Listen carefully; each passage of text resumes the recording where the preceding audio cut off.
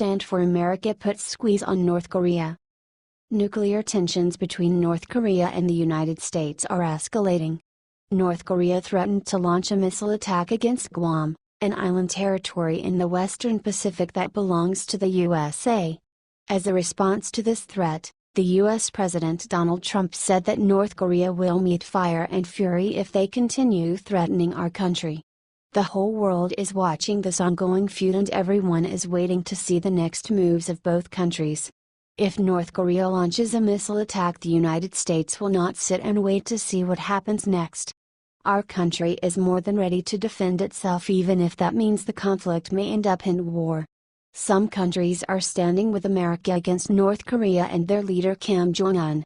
Among those is Australia. Their Prime Minister Malcolm Turnbull announced that if North Korea attacks the U.S. mainland or its territories, Australia will instantly join the conflict. Breitbart reports, America remains by its partners, including Australia obviously, and we remain by the United States, Mr. Turnbull told nearby radio station 3 on Friday morning. So be sure about that. On the off chance that there's an assault on the U.S., the ANZUS Treaty would be conjured and Australia would go to the guide of the United States, as America would go to our guide in the event that we were assaulted. The Australia, New Zealand, United States Security Treaty, also known as the ANZUS Treaty, ties the U.S., Australia and New Zealand together in a pact to cooperate on military issues in the Pacific Ocean area. If any of these three countries face an attack, each country will meet the common threat. Turnbull also said that he talked about North Korea's action with the Vice President of the United States Mike Pence. According to Turnbull, it's the worst flashpoint on the planet today. He also added that the terms of the Australia U.S. Union are clear. But be under no misapprehension, in terms of defense, we are joined at the hip, he said. The American alliance is the absolute bedrock of our national security. If there is an attack on the U.S., we would come to their aid. Now, how that manifests itself obviously will depend on the circumstances and the consultations with our allies, according to Patriot Report. If North Korea attacks our country or any territory of ours, they will meet fire and fury, as President Trump said. We have our allies like Australia and New Zealand to defend us as well. Hopefully, more countries will follow their example.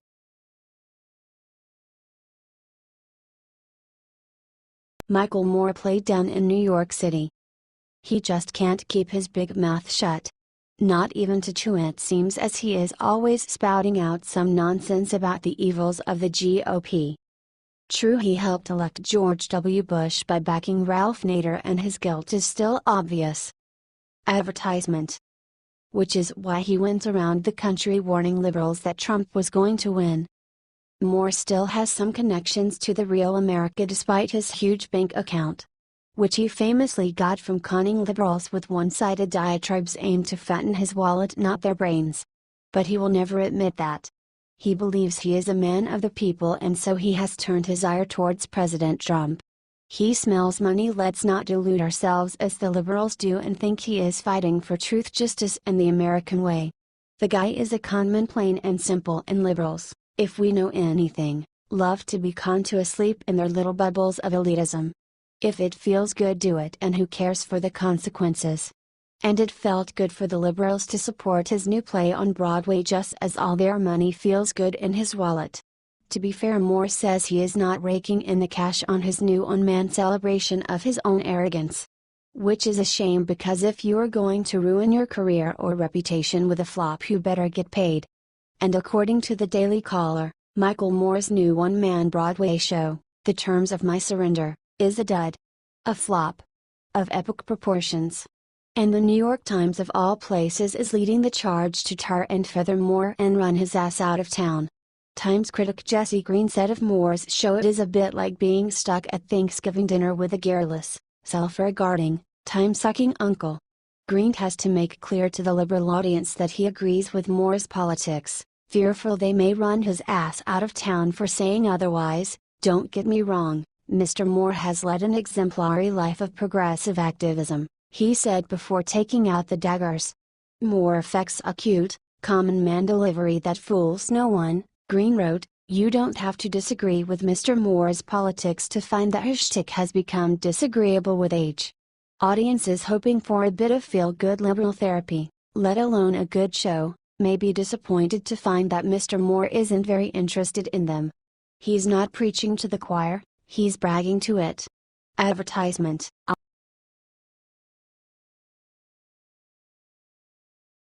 After telling Trump the F-word, Jennifer Lawrence gets ultimate payback and it hurts bad. One of the best actors of her generation, Jennifer Lawrence is yet another A-lister who has bashed our president. She believes the country is divided and angry, but she neglected to understand how much of that is due to the Obama administration. She called for peace even though last year she said that if she met the president, she would tell him "fuck you." She was on the cover in the Vogue upcoming September issue and there was an interview associated with the cover. Vogue published Wednesday. Lawrence said there must be a bridge between the American citizens who disagree on political stances. We can't continue this divide and anger. There are issues affecting us as human beings, not as liberals and not as Republicans. We have to protect the foundation of this country, and acceptance, Lawrence told the magazine. She said that if you preach acceptance, you should accept immigrants and Muslims too. Never mind that Islam is trying to destroy the illegal immigrants and us are breaking the law. Lawrence wants political enemies to reconcile. This is completely different from the stance she took towards Trump and his supporters in 2015 and 2016. If Donald Trump becomes president, that will be the end of the world, the Hunger Games star said. The end of the world? Come on. She made an appearance on the Graham Norton show last May. She attended a concert the same day as Trump and she divulged her opinion on this.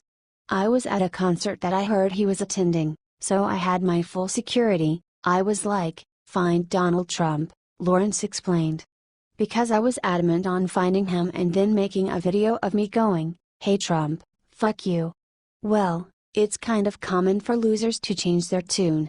She is at least more educated than she was last year. Advertisement. What do you?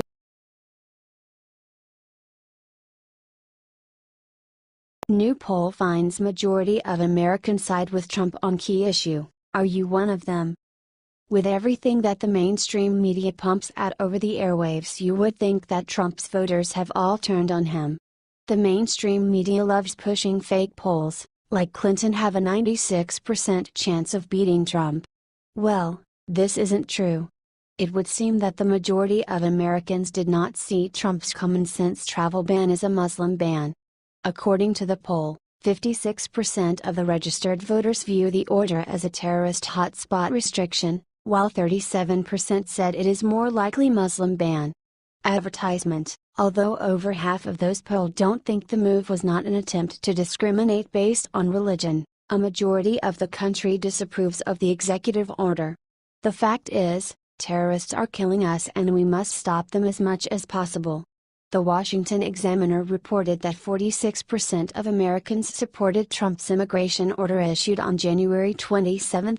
The Anderson Robbins Research and Shaw and Company Research lead a poll of 1,013 registered voters across the country and they conducted interviews via landline and cell phone. Moreover, the majority always sided with Trump, true patriotic Americans. President Trump is just getting started and he already has people siding with him. If only liberals left him to do his job. It shows for a fact that the fake news media is a bunch of liars. He works his hardest to make America great again. It is truly despicable the way that the media finds it appropriate to bash our president constantly. Yes, freedom of speech is there, but why can't we respect the leader of our nation? The leader of the free world deserves respect. If someone disagrees with you, it doesn't mean that you insult and attack them. You just have a different opinion. Trump keeps on winning. Advertisement. What do you think of all of this?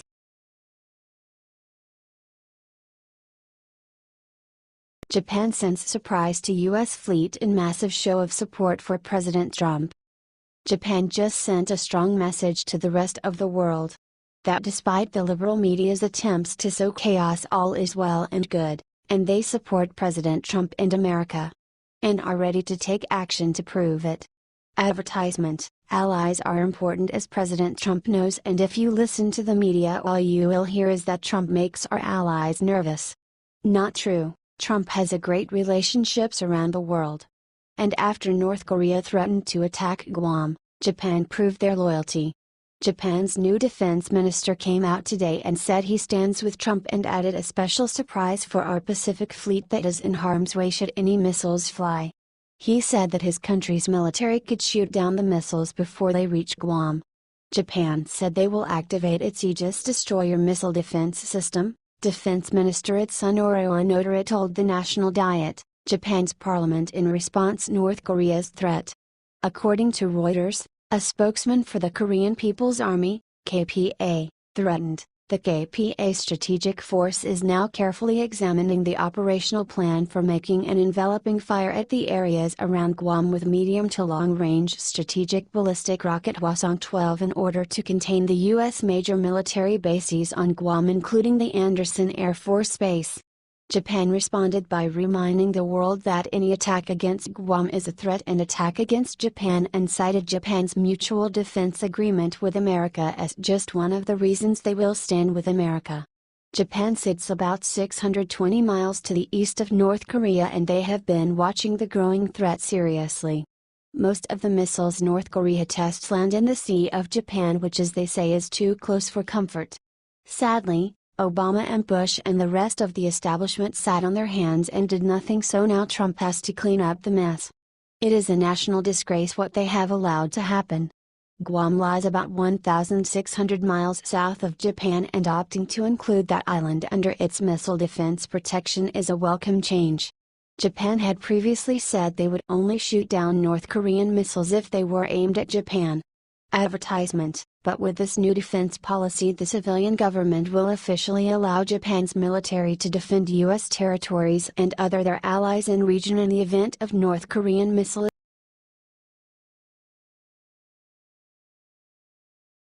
Polling expert accurately predicts which 10 Senate seats will switch to GOP in 2018.